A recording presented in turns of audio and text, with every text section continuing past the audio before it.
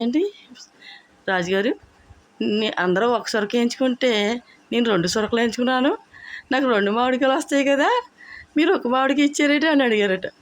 అప్పుడు రాజుగారికి విపరీతమైన కోపం వచ్చిందంట. మా అమ్మగారు ఆత్మ శాంతించాలని చెప్పి పండితులందరికీ ఒక్కొక్క మామిడికాయ, బంగారు మామిడికాయ ఇస్తుంటే ఈ తెనాలి రామకృష్ణకి ఏమైంది, సొరకలు వేస్తున్నాడంట అని చెప్పేసి గుమ్మం దగ్గరికి వచ్చి కోపం వచ్చిందనమాట. కోపం వచ్చేసి, ఏమి రామకృష్ణ నువ్వేం చేస్తున్నావు అని అడిగారట.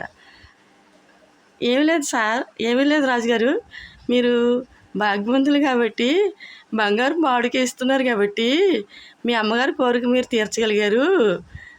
మా అమ్మగారు అయితే సొరక అంటే చనిపోయారు.